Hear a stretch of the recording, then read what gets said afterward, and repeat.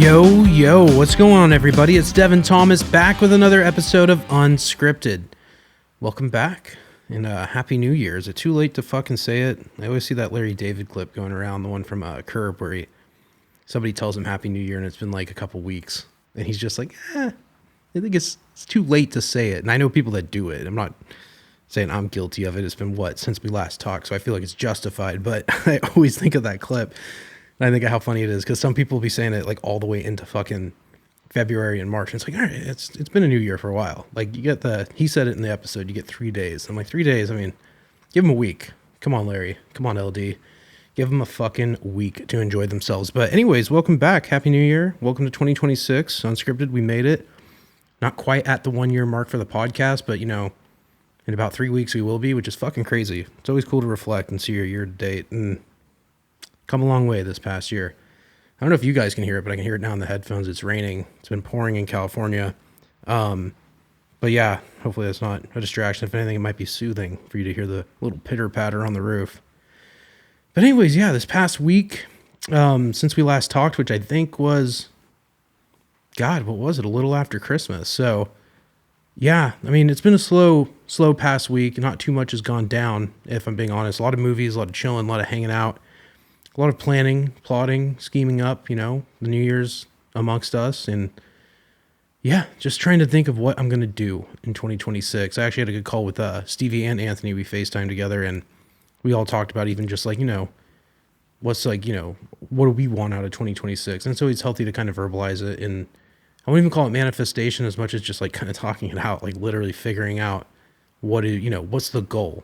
And individually, what's the goal? Like, what do we want to do between whether it's content, movies, podcasts, etc.? Like, what's the ROI? What's the return on it? And not in like a maniacal, I need to get something out of this kind of way, but like, where's time, energy, and effort best spent when creating? And I think that's, January is kind of like a down month. I think it's one of the worst months of the year. It's just boring. Not a ton going on. You come off this huge high, the holidays. New Year's Day, it's, fun. And then, kind of just, you're hanging out. I think he joked there's one holiday, I think it's like Martin Luther King Jr. Day, which it's like, that's all we got. It's a great holiday, but that's, it's a dry month. I'm not even saying for alcohol. It's just not a lot going on. Not a lot of stores open. Well, I mean, I guess it's not fair. It's just, it's a slow time of the year. There's just not a whole hell of a lot going on. But if you're, a creative or an entrepreneur or somebody who's just trying to, keep the gears grinding during this time of the year, it's a great time to, kind of recalibrate, figure out what you want to do, which is exactly what I've been doing. Been at the house, been talking with Stevie a lot. I haven't mentioned this in a while, but Stevie's health, it did get better, but then it just kind of like got worse. And as well as he's been doing, he's still been recovering kind of since October. October, I think, is when he got maybe it was the end of October. He got a pretty good diagnosis and it still wasn't enough. And then he went and saw our actual physician, and he nailed it. He told him exactly that. He's like, this is what I think you have. He's been on a course of medicine for the last month. So he's gotten a lot better in the last 2 weeks alone. But that once again was a big reason when I was even thinking about going to Europe, I'm like, fuck it. He's not well right now enough to make a movie. He was honest. We all talked about it. He's like, I'm just not well enough to go out and do it. So we're like, fuck it. Just focus on your health, get better. When you're ready, we'll go out and make a movie. And recently it feels like that's been more feasible, more possible and plausible going into the new year. So, but yeah, he's, still everybody, say a little prayer for him, root for him. He's been, struggling, but I think he's on the mend. I think this, our doctor, Peter, he's a good guy. John Peter. Yeah, he's really cracked the case. Let's just say that. And we're very happy that he's able to help bring him back to homeostasis, normal fucking levels, because he's been struggling. He can barely eat. The guy looks like he's, in perfect shape, but it's not because he's trying to be vain. It's he straight up can't eat a normal diet. I think that's the thing that's been killing him the most. During the holidays, everybody's eating C's candy, pizza, fucking whatever was being made, steak, etc. And he just could not stomach the food due to the illness. So, but that being said, that is a big reason I haven't gone into production on something. That's a reason I haven't made another movie. And it's not like I can't go out and make movies and stuff with other people, but the type of movie I've been making has typically been a budget film. And on a budget film, that means people, you end up working for free, if you want me to be honest. I'm not saying I'm not willing to pay, but if you have a group of people that are committed to the singular goal of making art for the sake of making it and trying to use it as a vehicle to get ourselves seen to a degree where it could generate a monetizable product or make us valuable in the sense that the industry could give us a bone, toss us a budget, give us a way to, pay ourselves and actually, make the dream be more than just a dream, a job. But I understand that it's, it's a lot of fucking work. And with all that being said, to go out and make a movie is so much easier when you're, with your core group and you're just fucking committed to, the mission of making the movie. People have to sacrifice a lot to even do a movie, especially time, their own money sometimes, which I would never make somebody pay for something on my own film. But I'm saying some people might not tell you that they're spending money just to be there because they're like, don't worry about it. I just want to be a part of it. So like, that's something to consider too. Like some people will literally like spend time and money just to be a part of it, knowing the return could be nothing. But I don't ever think it's nothing. I think it's being part of a movie and doing the whole movie experience is so valuable in itself. Like I said, it's a very it changes your life, your perspective on things. I'd equate it to even like my trip to Europe. It really opened my eyes. Like, oh fuck, like the world's huge. It's small, but it's huge. And there's so many different places and people and cultures and things out there. And a movie, it's just it kind of rewires your brain to look at even like film and like entertainment differently. So just the experience alone is, invaluable. But like I said, to make a movie, you got to have all the working parts come together. And to do that it's a lot of work. It's nearly impossible. That's why I think a lot of people want to make a movie. They don't make movies because it is so much to bring together, so much work. And that's why when you're going to make a movie, you want to make sure you have the right people and have it dialed in and know what you're going to do so you can execute effectively, costly. And also like I said, for the type of movie I usually make, there's a lot of ingenuity in the fact that we're making it work despite it shouldn't work. Like, whether that's like just piecing together like location or like, I call it the psychology of cinema, but like bringing all these shots and shit together to make it make sense. Like, in Peninsula Nights, I always use this reference, but there's a scene, and maybe I've talked about this before, probably. There's a scene where they're going to like the black tie, like the tailor shop, right? And it shows them walking into this like, kind of like, I don't know, it's like a business park. And they go up to a door and it looks like they're going into a business. And you hear the door jingle and then it cuts to like a mannequin in a suit. The shot of them arriving and going up to this door and then the jingle cutting over to the mannequin, cutting over to the, the guy at the tailor shop kind of like doing business is literally goes from like a location in Monterey to my fucking living room, which I dressed as a tailor shop. But because we refused to not get that, we couldn't get this location, this tailor shop, this gentleman's store. It was tough. Like people are just like, no, like we don't want a movie being shot here, or cough up the cash. And it's like, yeah, and they were unreasonable. And it's like, yeah, like we're just not really trying to spend an arm and a fucking leg on this scene because we can't. It's not even that, like if we had all the money, like fuck it, I'll go rent out the nicest, like Patrick fucking James or something, but I can't. So I have to do it this way. And with that being said, that's what I'm talking about. Some people might not even think like, oh, we could cut from this into there and do this and that. And I'm not saying that makes me like better or whatever. I'm just saying that's how I just think about movies. So my approach to a budget film is very possible because of the way I look at cinema. And I call that the psychology of cinema. It's understanding how all of this shit comes together, not just editing, but how could we make it seem seamless? Like they're actually there going into this fucking place. And that's the psychology of cinema, I guess. I don't know.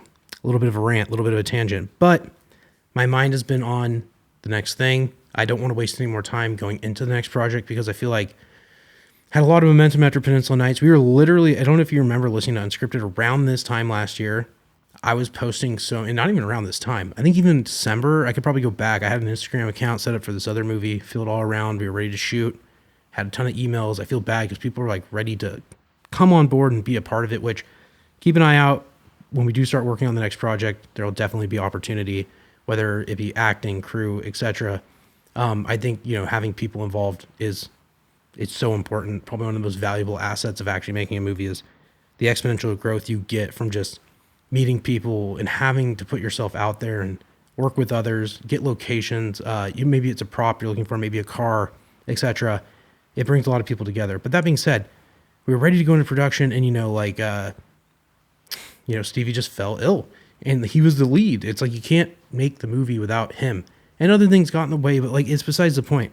I was also going through a fucking lawsuit, not getting sued. I was suing somebody, and I had a lot of energy and effort into that because I was representing myself, and like it was a whole fucking mess. 2025, like, it was a good year, and I always say, like, the best thing about 2025, the podcast, like, it gave me the outlet, ability to talk, put myself out there, my thoughts mostly, etc. But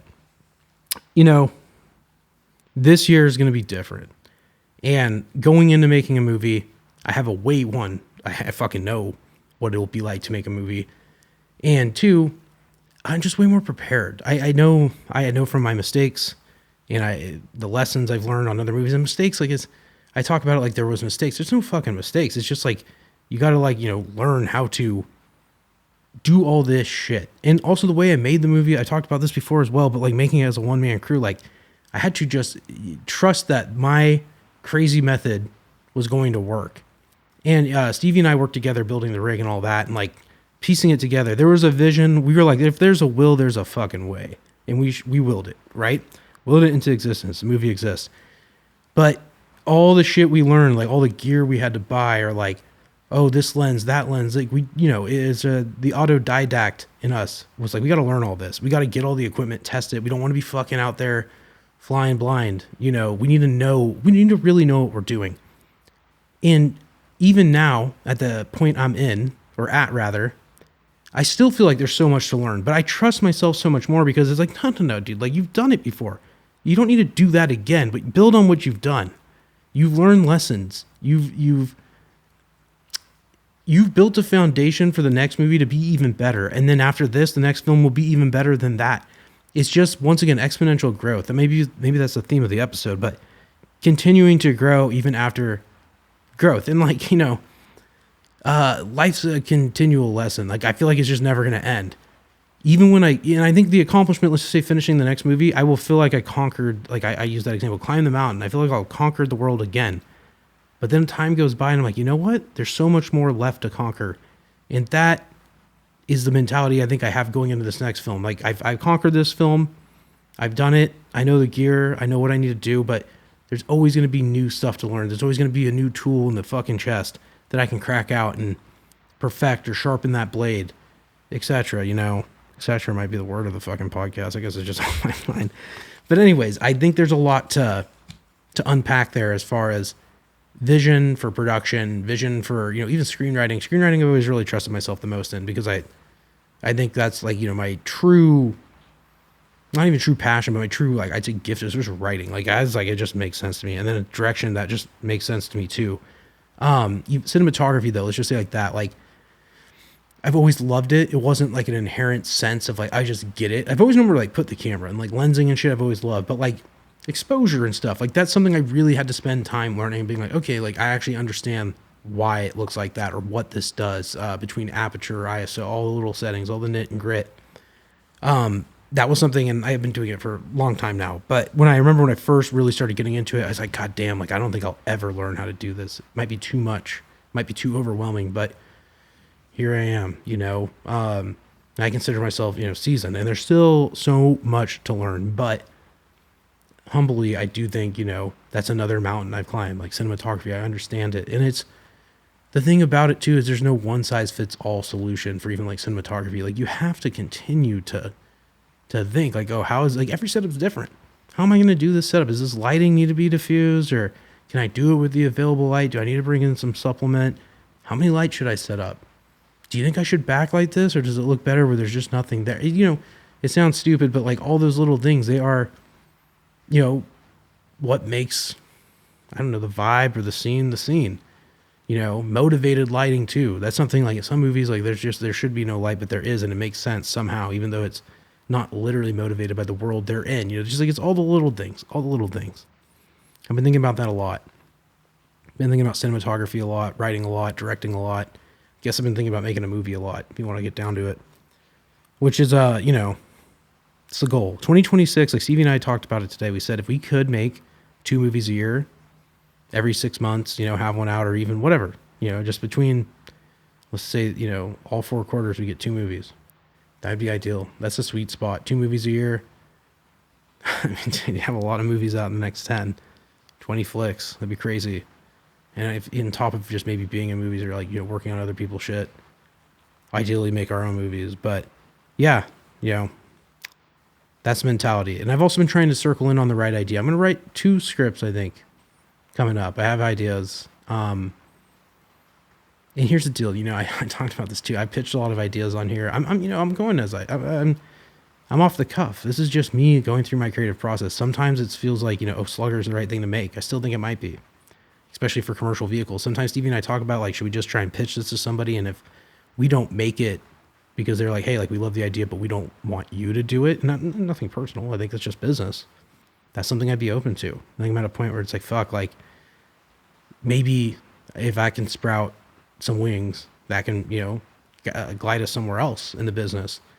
I also think the business has changed so much, just doing it yourself may not make a huge difference if even somebody bigger does it. Maybe you get seen better, but we're pretty good at marketing. I think we can market the fuck out of something and still get it seen and retain rights, create a character that's valuable. Slugger's a valuable character. And then I think, do we just do another mumblecore, a drama? And, Peninsula Nights isn't quite a mumblecore. I keep saying that. It's not. It's it's a dramedy, a love story, a romance, not even a romantic comedy. I guess it's kind of all that. But besides the point, I could do something like that again. We talked about making a movie on an iPhone. We've talked about everything, and I'm not going to be just the guy who makes movies on his iPhone, but I could do at least 1, maybe 2, if that's what saves money and makes it easy to make. Art doesn't care about how it's made, just if people like it. And that's the mentality I also have. When I was making Peninsula Nights, it was and I still think this is good. Very high quality. That was that thing I was look, I want to be taken serious. I want high quality. I want people to watch it and think, okay, this isn't some fucking, bullshit. It's a real movie, and it did translate. Right now, I'm a little less pretentious, about what it's shot on, so much as if it feels good. I think also movies are so much about the feeling. Editing's all about the feeling. I don't watch something and judge it too hard. If I'm liking it, something's going on that's right. If I'm critiquing it, it's something's going on that's wrong. It's really that simple. There's good and not good. And when it's not good. You just know. And when it's great. And when it's just pretty good. But yeah, that's the feeling. You just do it off the feel. There's so many it's I see so many people say breakdowns of director scenes where it's and it's not a bad breakdown. It's somebody who's not the director breaking it down. And it shows circles over all these things, and this is the geometry they use to frame it up, and it really means this, the subtext. I'm I don't think so. I think this director, sure, he framed it up and it's what, I think we'll put people in the thirds and we'll have them stacked and or do whatever, or center somebody up and have 2 pots on the sides. I think anybody, if they saw it, let's make sure that's centered and looks good. Sometimes people break it down a little too far, and it's I don't know. If it feels right, looks right, that's the thing you need to chase. You don't need to chase geometrically perfect frames and shit like that. Try and match them up, make them look good. On a real set, you're going to measure and fucking camera log and have the fucking focal length and the height of the fucking tripod and how far the actor was from the camera and measure it out. I mean, that's the typical procedure, right? But when you're making an indie or something, you don't have time for all that, or you're doing it with a small crew, just, do your best. Ballpark that shit. Reference the frame. Try and do the right thing to make sure these shots all match. But that's besides the point. I'm in a non-pretentious part of my film career, if you want to call it that. I am still going to make something with the highest integrity and commitment, but what it's made on is less important to me right now than what the story is the most important thing. If the story's riveting and people can engage and relate to the character, that's all that fucking matters. I've used so many examples, but if the movie was shot on an iPhone or it was shot on an RE, as long as the story's good, that's all that matters. It's really all that matters. And acting, you got to have the right people in there. I do believe in I know the term's not actor, but I think people that are realistic are often the best. I haven't seen it yet. I really want to see it, but Marty Supreme. Apparently in the film, the whole cast is really non-actors, including Mr. Wonderful. I'd say he's a Hollywood guy, but technically he's not a film actor. But like that's what I'm talking about. Like sometimes like, have like your lead and your your anchors be like the talent. But if everybody else is more authentic and natural, that's okay too. Sometimes that's what sells or like makes people connect. Sometimes you don't want it to be too polished and too, I don't know. Too produced isn't the right word, but yeah, like authenticity is good. I think that's something too. Is like when a movie's too like the acting seems too fucking actory, if that makes sense. You don't want to be conscious of them acting. And I'll get into this in a minute because I'm going to start talking about some movies. But yeah, you want it to be authentic. I think like realism, grounded performance, where it feels like this person is really like, that they're really that person in the movie. Not, I don't want to use Brad Pitt as a bad example. When they insert a person into a film, I can't think of somebody, and you can tell that they're not really like that person or they wouldn't be like that. It's just like, it's so obvious. Oh yeah, like this guy, like he would be nothing like this. Or they're playing someone that's so ridiculous. God, I cannot think of a reference right now for it. I mean, maybe like McBride, when they throw him into like, Eastbound and Down, his character's so fucking ridiculous. You're like, okay, clearly he couldn't be like this in real life. It's not, but he's so convincing as that character. Maybe I'm wrong. But my point more so is just like sometimes as a character, sometimes there's somebody trying to be actory where they're trying to like, it's just like, I can't explain it. You go watch like a Lifetime movie or something. I'm not even trying to bash on Lifetime, but like, and you know. And then there's people that disappear into the character and you're like, God damn, this feels like realistic. And we'll get to that in a second. Let me take a little sip of tea here. All right. So moving into movies, which will go tie into everything I was talking about. Watched a lot of movies this past week. I'm not sure which one to start with.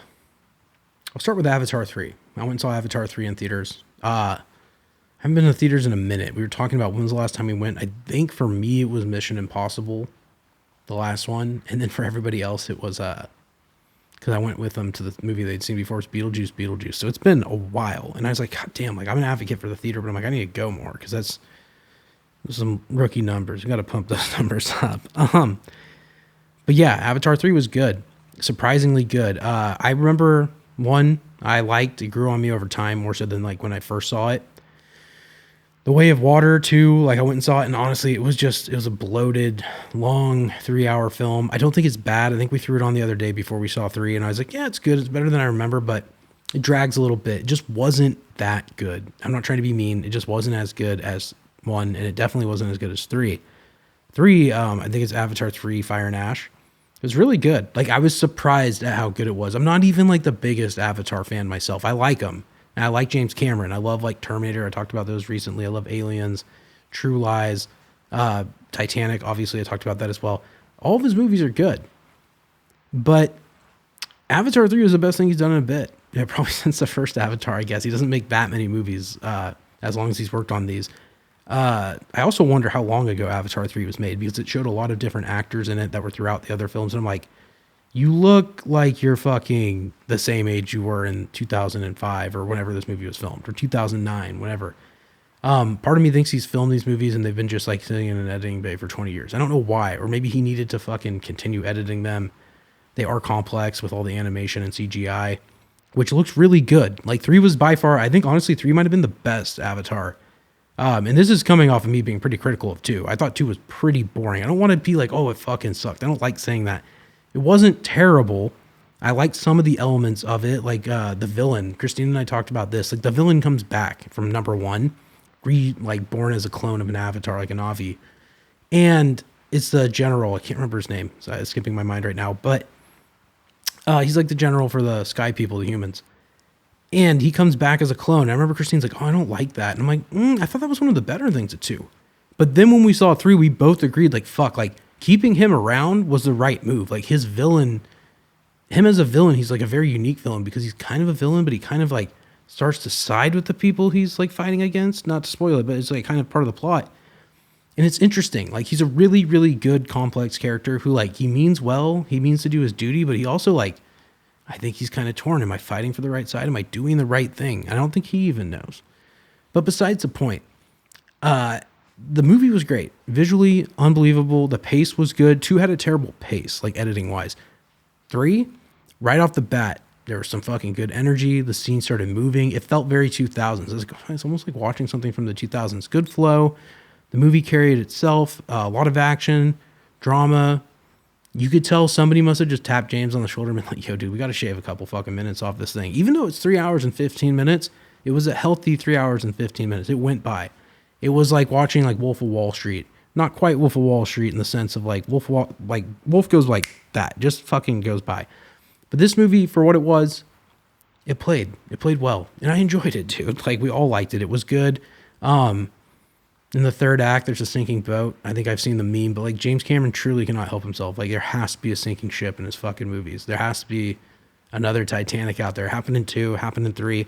I'd even say this. I thought 3 was almost as if he like was like, God damn, I did botch 2. Maybe I could go back and fucking make it again, but better. And he did kind of do that, but he really improved on the idea. And if you watch 1, 2, and 3 together, I feel like it would be a nice narrative flow between them all. 2 would be a little bit of a drag, but it would tie in nicely. It gives you like, it's like a full, movies in my opinion are very abbreviated. You get 90 minutes, 120, what would it be, 240 for fucking a 3-hour flick? It's a lot of time, or maybe that's even 4 hours, but whatever, besides the point. It's so many pages, it's so much film, but if you're really trying to tell a thorough story, what's the difference between like a 3-hour film and then 8 hours of television? Like you could watch 8 hours of Landman or something real fucking, it'll take you a while, but you're going to get a full story, a full narrative. And I think James Cameron was not afraid to go there, not only with number 3, but with this entire like film series. I also was critiquing some of like 2 the other day, and I actually made a comment about Cameron saying like he was talking about how he may not make 4 and 5 depending on critical reception and also financial reception, which this movie's made a ton of money. I think it's already made $1 billion, or last I checked it was 880 mil, but I would not be surprised if it crosses the $1 billion mark. And I kind of regret what I said. Not regret, but I take back what I said. I'll walk it back. If James Cameron wants to make 4 and 5, I think he should. After 3, I think it justified at least 1 more. Maybe 2 more is too much, but 1 more would be cool to like wrap it up, or if he needs 2 more, fuck it. Personally, I think these movies are already made. I know he says, oh, the script's done. I'm like, dude, those scripts have been done. These movies have been filmed. This is a conspiracy. I'm putting it out there. I think all the Avatar movies have been filmed for a long time, and that they're just marketing them. I don't think they're going back to New Zealand to fucking continue filming. I think they've been done for probably like 5 or 10 years. Like this movie, the first one came out in 2009. Christine just told me that they started casting like 2004, started filming in 2005. So they filmed for fucking 3 years, released the movie, whatever, made the first one. And in the last almost 20 years, they haven't filmed or done anything, even though these movies seem like 2 came out way long, like after 13 years after the fucking first one. Now this one comes out like 15, 16 years later, but it came out so quickly. I think the movies have been done. And I don't know what he's been doing, rendering footage or just perfecting them. But yeah, if he wants to make 2 more, which I'm sure he could shit them out quickly because I personally think they're done, maybe. But if not, and he wants to go back and film 2 more, if that's what they really got to do, then yeah, if that's what you want to do, do it. Finish the story. But yeah, I mean, 3 justified 2 more, at least 1, if you want to do 2, do it. I digress rather. Avatar 3 was good. Plot was good. He really nailed I think the message too. He wanted the fucking number 2 to do a lot about marine life and like human colonization of a planet. It's kind of like, it was like, what would happen if humans were the aliens coming to a planet and they were taking over instead of aliens coming to us? Kind of the reverse scenario. I think he's trying to also do kind of like, colonization in general, whether it's like America being colonized by the English and then, Indians versus, Englishmen and Americans eventually, colonists per se. And I get it. It's like the Dances with Wolves in space. That's what a lot of people said it was, and that kind of nails it on the head. But besides the point, I think it's just, the idea, if he wants to finish it through, go for it. But if not, don't worry. I think, I don't know. I think it could end with 3, but I don't think it's enough to like feel conclusive. Like it wraps it up, but like, no, it doesn't wrap it up. There's more story to be told. There's some like, questionable, like, alive or dead situations. I won't ruin anything. And yeah, it was good. I'll just say that it was good. Avatar 3, go see it. Fire and Ash. It's definitely got fucking showtimes because there was so many. It was the only thing they were really playing. I mean, I wanted to see Maddie Supreme, and they had like 2 showtimes. Zootopia had a fuck ton of Zootopia 2, I guess, had a fuck ton of showtimes. Yeah, it's just interesting what was playing, what wasn't. All right. So moving into the more serious films, not that Avatar 3 isn't serious, but it's blockbuster. You know, you kind of know what you're getting already. And these other movies were more, it's interesting. I'm not like, I gotta say this, like, I'm not that into like award shows and shit, but I use them as a point of reference on here because I think that dictates, like, award movies usually are pretty good, right? Like, obviously, Academy Awards, they're the finest in cinema, right? I understand getting into the Academy Awards is not just chance. There's a lot of like money and shit that go behind doing a run. But besides the point, we've been watching a lot of like hit movies and we've been watching a lot of like Boston centric films. But to get into awards movies and movies that we've just been kind of checking off the list, like let's see this. This is a classic. Erin Brockovich, 2000, directed by Steven Soderbergh. Really good. I cannot remember the writer's name, but she wrote a great script. And of course, if you've seen it, you know the story.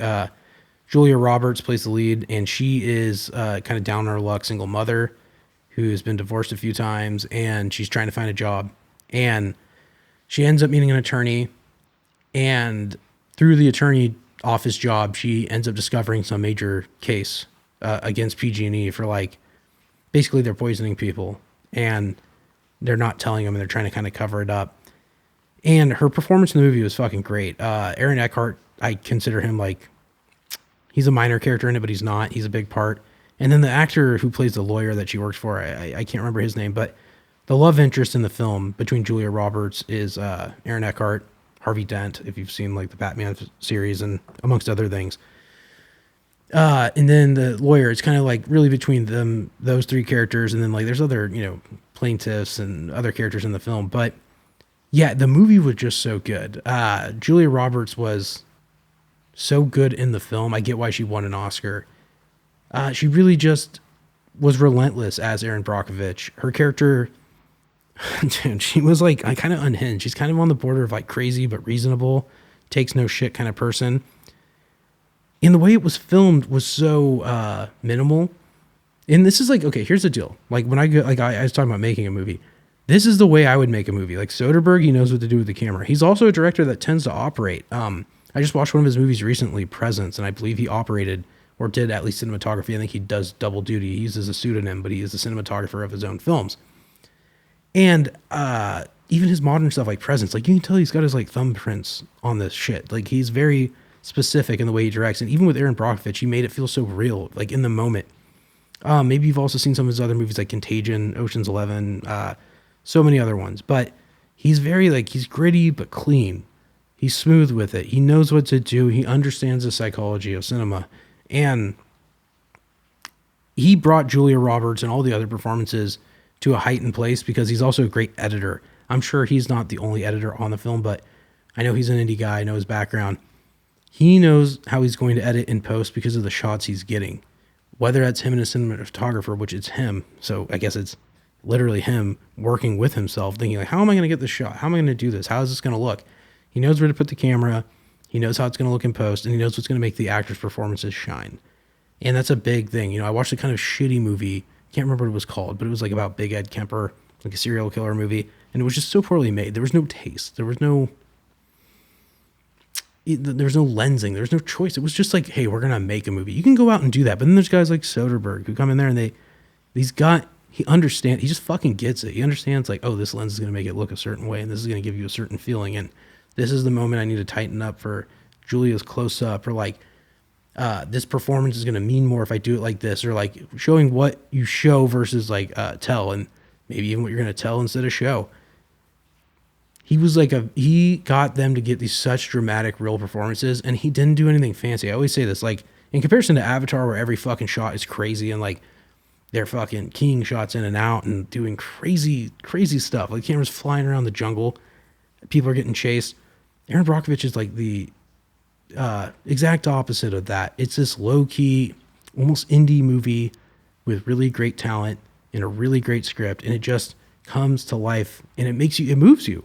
And that's what I've noticed about all these movies. They really fucking like, they move you in the sense that they're able to hit the heartstrings, the emotional pull. And that to me is like, that's more what I'm interested in doing. I would love to make a blockbuster, sure. I think it'd be fun, it'd be a good time, but I think I wouldn't even call it real movies. Cinema is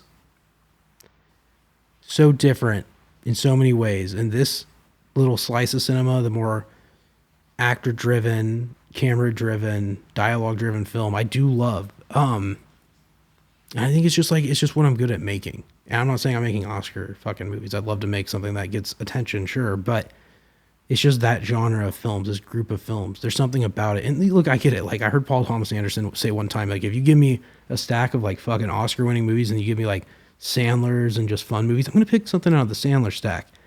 Not because he's not deep, but he's like, you know what? At the end of the day, like, how often do I want to sit through something that's going to make me cry or be fucking super emotional? And like, lately we've been doing it to ourselves, but I get what he's saying. Sometimes you want to just throw in a movie to relax or hang out or like, you know, chill. And sometimes you want to be moved. And like, sometimes the ones that move you are the ones that, you know, I think stick around the longest. Not to say comedies can't. I'm just saying these are the movies. There's a reason I'm talking about Erin Brockovich, you know, 26 years after it came out, right? Anyways, Erin Brockovich was really good. 10 out of 10. If you haven't seen it, go watch it. Christine really wanted to watch it. I'd seen it in the past. I remember my mom used to watch it quite a bit. And watching it now, I was like, well, fuck, this is a great movie. I get why they're watching on VHS. The other movie we watched this week, and I have a few, was Gone Baby Gone, 2007. It was Ben Affleck's directorial debut. We actually watched another movie. I think I mentioned it last week. Oh, God, I can't remember. It was a Christmas movie with fucking Affleck and Gandolfini and Catherine O'Hara, a lot of people. But anyways, she really wanted to watch some of it. I actually said it. I was like, hey, Affleck's got like some of his earlier work with like his brother Axe in it, in the movie Gone Baby Gone. And we watched it. It's like a Boston crime thriller. Casey Affleck plays like a private detective. And I think it's Megan Monaghan is the his wife or girlfriend in it. And like they're like a couple that does private detective work. And they usually do it for like repo people or like bondsmen. Something simple. Nothing like what they're going to do in the movie. And in the movie they actually are asked by a family to help track down a little girl who's gone missing in the neighborhood. The mom's like a cokehead drinker. And the mystery unravels from there. I won't ruin it, but it was really good. I mean, there's some other notable actors in there. Morgan Freeman, Ed Harris. Ed Harris plays like a cop, and the scenes with him and Casey are just insane. Casey's really good. Like Casey Affleck, like what a talent. You could tell in Gone Baby Gone that he was being very, you could tell there's so much Ben Affleck in his performance, but you could tell Ben was directing him like, hey, like maybe do it like this. You could hear it. And not in like a, you're doing it wrong kind of way, but like, hey, like I got a lot of experience with this, brother. Like, let me kind of give you what I think you need to say. And it was cool, you know. Also, who doesn't love seeing brothers work together? Obviously, I do. But, yeah, it was really good. And Christine and I were, like, blown away. And I hadn't seen the movie in a while. I'd been watching it during COVID. I remember watching it, like, a few times. Just, like, during COVID, I'd find a movie and I'd watch it, like, over and over. I'm like, fuck it. This one I like. I think I'm just going to leave it on. Just try new things during COVID, right? But Gone Baby Gone was really good. Powerful. I really noticed how much like the Catholic lens was on this film and how much like I started thinking, I'm like, damn, like, you know, I grew up pretty Catholic and I'm thinking like, damn, like I didn't realize like maybe I was attracted to these movies with like Catholic guilt and morality because, and I'm not the only, I'm sure these hit broader strokes, universal realities, but it's funny.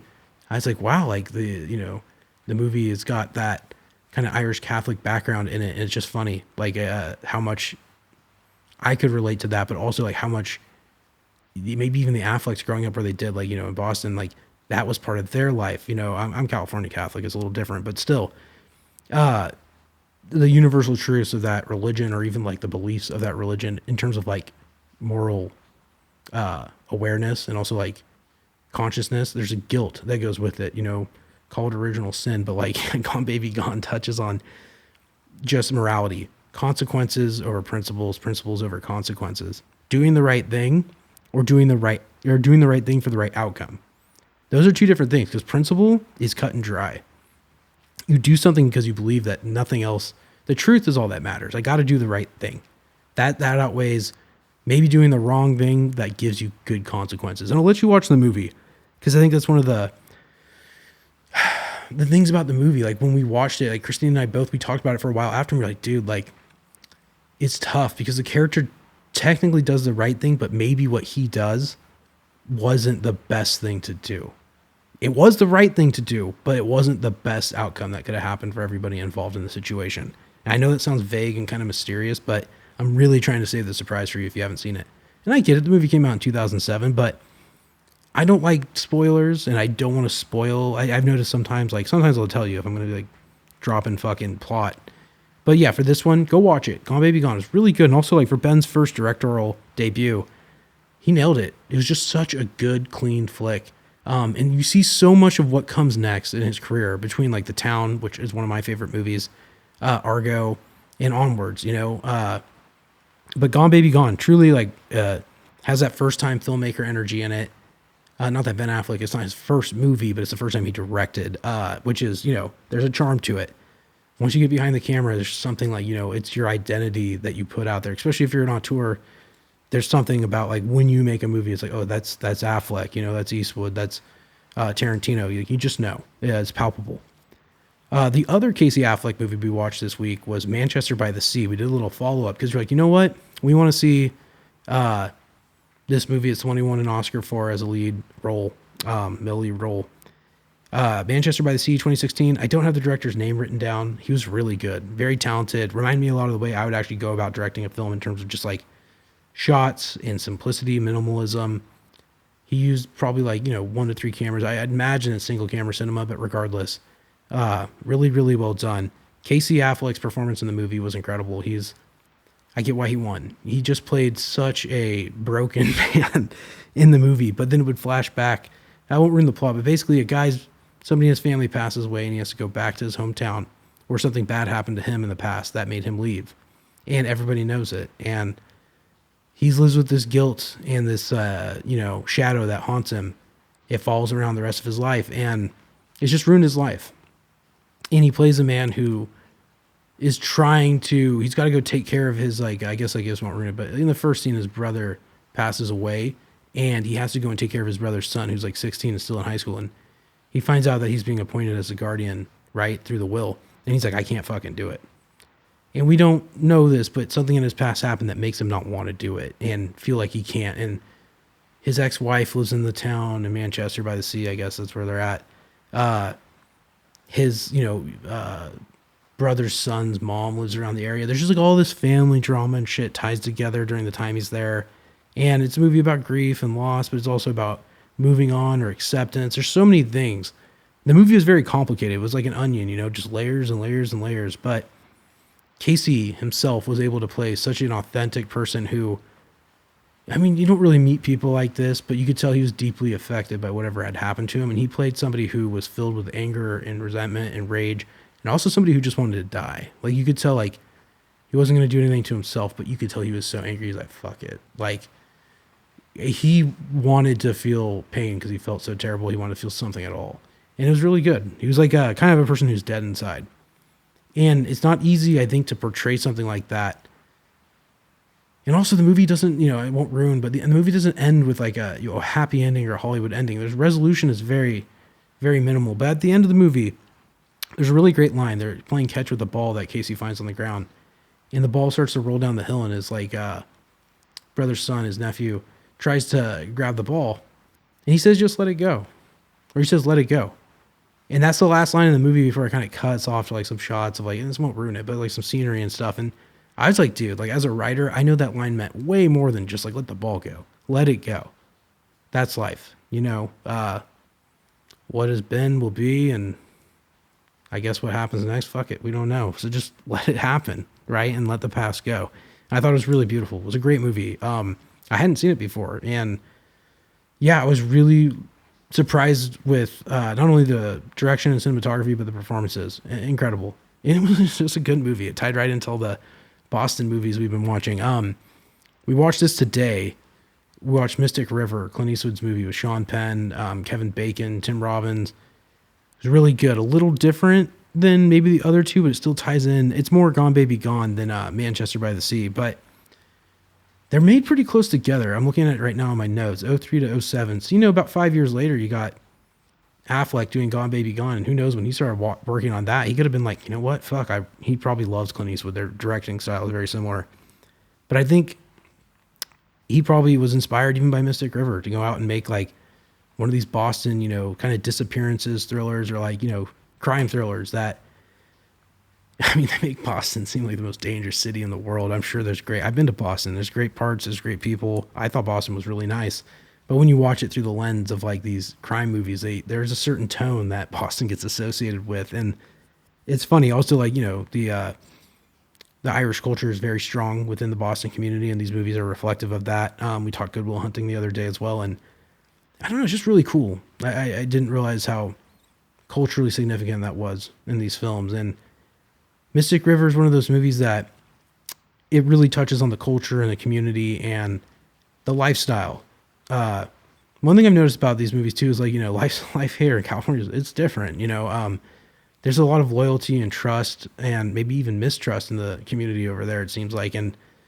But the one thing I've noticed throughout all of them is there's a lot of like, there's a sense of community. California is different. Like we have neighborhoods and shit, but like community is so much different here. Your neighbors are like your neighbors, sure, but it's not like there. Like the East Coast is like a village. You're in your little like part of town and everybody knows everybody at the local corner store and you might know the local kids. It's just very different. Like Salinas, at least where I'm at, has changed so much. It's not like that. Like, so occasionally I'll run into somebody, but it's not the same as like in these movies. So they're a little older, so maybe things aren't like that anymore. Like the neighborhoods may be different, but it was cool to see. I mean, there's a consistency throughout all these Boston flicks where I don't know. Like I said, community, maybe not even like a sense of mistrust, but there's like this air of like, somebody's up to something all the time. One second. Oh my God. Sorry. I'm thirsty, but all I got is tea. But yeah, Mystic River is a good follow-up. Sean Penn, incredible performance. Kevin Bacon, good. Lawrence Fishburne's in there too. He plays another cop. He's very good as well. Tim Robbins plays an extremely good role. Very emotional. Him and Sean Penn, I think, their scenes together and also just like scenes alone, they're fucking, Sean Penn's really good in Mystic River. It's probably one of his best performances. Tim Robbins as well. And yeah, Clint Eastwood's really good. He has a consistent tone in his films. He has a certain type of joke that gets told in this film. Mystic River had great direction. There's a scene that they kept showing and referencing. The first scene of the film is one of the kids, Dave, being taken away in a car while Jimmy and Sean watch. And they kind of reference that at the end of the film. There's another shot where they show the same thing. One of their friends gets abducted and it seems like, something bad happens to him with these two older men. I won't get into it. I think that's disgusting, but yeah, he was abused. Let's just put that. And yeah, it's a tough watch, but like the reference Clint did, even handling subject matter that's so heavy, was just fucking excellent. Like really well done. Honestly, I was telling this to Christine, like I love Clint Eastwood as an actor. I think he's fantastic, but low key, like I may like him better as a director over anything. He's a great writer as well, but he is an incredible film director. It's simple and minimal, but he does it at the highest scale. The biggest it can be for what it is. And I just truly love the body of work he has. And Mystic River fits right into all the other great Clint Eastwood movies that he's directed. It fits right into his catalog and his brand. And I wonder, like, if I could ask him a question, I'd say, like, why Mystic River? Like, what attracted you to this? Because he's not from the East Coast. He's not like one of those guys. And maybe it was the script, maybe it was the actors, the talent. A good script attracts good actors. And if he owned the rights, he could, also, like, I'm sure he knows all these guys. He knows all these actors, and who wouldn't want to work with them, right? But interesting. Clint had some really good movies in the 2000s. Gran Torino, Mystic River, $1 Million Baby. I mean, motherfucker was on a roll. He is truly a talent, and he will be greatly missed when he goes, but fuck, he's still here with us, so God bless Clint Eastwood. One other movie I watched it last night with Christine. I think I've talked about this movie in the past, but I kept telling her, I'm like, hey, like, we watched Manchester by the Sea. I'm like, yeah, like, it was a little bit of a tearjerker, but I was like, if you want to watch one that's pretty damn good, kind of in the similar tone, we should watch Iron Claw. And I believe Iron Claw was 2023. Sean Durkin's the director. I don't have notes on it, but I remember looking it up last night. I think he wrote and directed. We have Zac Efron as the lead. Jeremy Allen White's in it. The guy from Triangle of Sadness, I can't remember his name. He's really good. And there's a lot of other great actors in it. But Efron, he's the one who really stood out to me. Jeremy Allen White's fantastic in it as well. But the movie's good. If you haven't seen it, it's about the Von Erich family and their wrestling career. out in Texas and how they were a big part of like the foundation of what led up to like, I think WWE and all that. I was never a big wrestling person myself, but as a biopic period piece, it is a fantastic film. It's also a drama based on a true story, obviously. And man, Zac Efron's character in it, he plays a guy who's so innocent, but he's a machine. He's a big motherfucker. He could beat the fuck out of anybody. And he's so innocent, and all he wants is to just do the right thing. He wants to do good for his dad, do good for his family, do good for his wife. And he is so worried. And I noticed it because the first time I watched it, I'm just saying I'm experiencing it for the first time. This time I watched it, I already knew it was going to happen. So I'm like paying attention to other things, which is why I think it's so important to watch a movie a few times. Don't watch it once. Like, you tell me you watch a movie once, you're like, oh, it sucked. I'm like, well, fuck, you're not going to even give it a second chance? Like, there's objectively bad shit, but Iron Claw is an objectively great fucking movie. So watching it this time, I saw so much of what his character was like really worried about. He was really worried about this family curse. He really believed that the Von Erich name was dangerous to have, and that he was pushing his family away at one point because he just thought something bad might happen to them. Kind of like, let's just say compared to like the Kennedys, like, you know, something where bad shit just keeps happening to this family. He thought would happen to his wife and his kids. And it was getting to the point where he was so superstitious or believed so firmly in this like curse that something bad might happen to his loved ones. He was not even trying to live with them. You know, it's an innocent reason to not want to like be around your family or something. I know it sounds stupid, but like, that's how, like, not even naive, but like, he is a good heart. The guy, his character was good. He seemed almost like socially unaware, but that also could be because like in the movie, the dad is he's a good dad, but he's also a bad dad. He's like fucking beating the kids down, constantly comparing them and giving them rankings within the family, like who's the number one and who's my favorite, favoritism, etc., hierarchy. And, you know, the Zac Efron character just wants to do good and wants to, you know, please the father, and the dad's trying to make them live his dream as well. He's like, hey, like, you're going to be like the heavyweight champion of the world, and I never got my shot. And he's not even washed up. He does like promotions in the wrestling world, but it's like he's obsessed with the dream, and his kids have to be obsessed with it too, or he won't give him his approval. And the Efron character, he's all invested in it, but as time goes on, I think he starts seeing like, damn, like, why am I doing this? It's costing me not only like my health, but it's costing him family, and it's costing him time. And he really just, the only thing he wants to do is just hang out with his family and just enjoy himself. And like, the story at its core is very beautiful. It's about brotherhood. It's about family. It's about just enjoying life and not letting, you know, he wants to be a champion. He wants to be a victor, but he also gets to the point where he's like, you know what? Like, is the juice worth the squeeze? At what cost? I guess. And if you haven't seen it, Iron Claw was so good. I might even watch it a third time with Stevie if he's down. He hasn't seen it yet, but Christine and I watched it, and we were just, it's a powerful fucking movie. I think it might be one of the most underrated movies. It gets plenty of attention, but it didn't do so well within the Oscars, which is unfortunate because I think somebody should have won something for it. I thought it was a truly great film. But yeah, if you haven't seen it, go watch it. It's not technically it's a sports film. It's about wrestling, but it's a drama, and maybe one of Efron's best performances.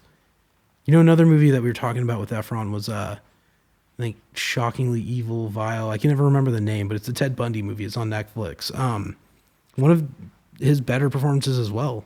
He portrays a very convincing Ted Bundy, and sounds bad. It's one of my like favorite movies to watch, but it's so well made. And then Efron is just so compelling as Ted Bundy. It's those movies I get where they get a bad rap because like nobody wants to say like, oh, Ted Bundy was like an interesting person or whatever, but he plays like an interesting version of Ted Bundy, and it's just strange. It was very strange to see him play what I guess, like, you know, like if there's a version of like, I don't know, like there's different Spider-Mans, like who's your Spider-Man? Like he's my Bundy. It sounds bad to say, but he was the best, most convincing Bundy I'd seen, and he's terrifying. He really makes you believe that.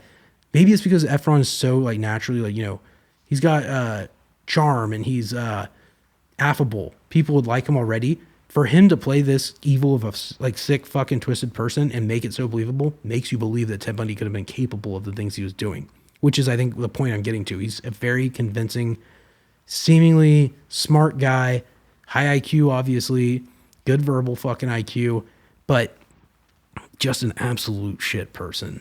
The worst of people, a murderer, serial murderer, necrophiliac, sick fuck.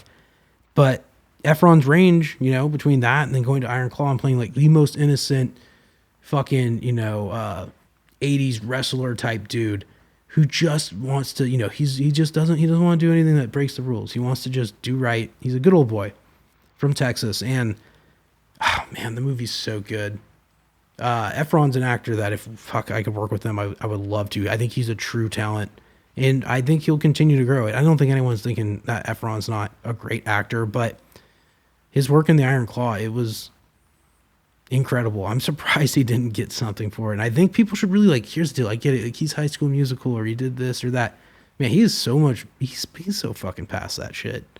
He's somebody that he's bankable, sure, and he's making a lot of money. And look, fuck the awards at the end of the day, but I don't know. I think that motherfucker should get something. Yeah, he was good. He's he deserves the praise and the laud and the critical acclaim. And I think I'm excited to see what he does next. He's a very interesting actor. He's done so much. He's gone from the High School Musical shit to those comedies. Did a lot of Seth Rogen shit. Fantastic in all of his work with those movies as well. Whether it's Neighbors, The Studio, Disaster Artist, he has a funny role in that too. But yeah, he's interesting. And Sean Durkin as well. I know he's an indie guy who really brought himself into the scene. And Iron Claw, what a movie. What a beautiful fucking movie. I can't say enough good about it. I know I even told Christine, I'm like, I think I liked Iron Claw a little bit more than Manchester by the Sea. She's like, really? You liked it? I'm like, I think so. I think there's something about it. Maybe it's for me too. It's just very relatable, but excellent movie. 10 out of 10. All these movies were a 10 out of 10. Even Avatar 3, I'll give it a 10 out of 10. It was good. In such a eclectic group of films this week, but yeah. Anyways, watch some movies. Thinking about getting back to work. Been hitting the gym, trying to work off the holiday fucking weight. Stay busy, stay healthy, stay fucking focused. Eye on the prize. 2026, the year we get back to work and get back to making movies and creating, doubling down on content, podcast, actual behind the scenes of the filmmaking, everything. We're going to do all the things. We're going to make it great.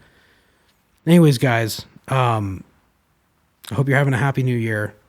I hope you're, if you're in California, staying dry. If you're anywhere else, I hope you're staying warm because I know it's got to be fucking freezing everywhere else.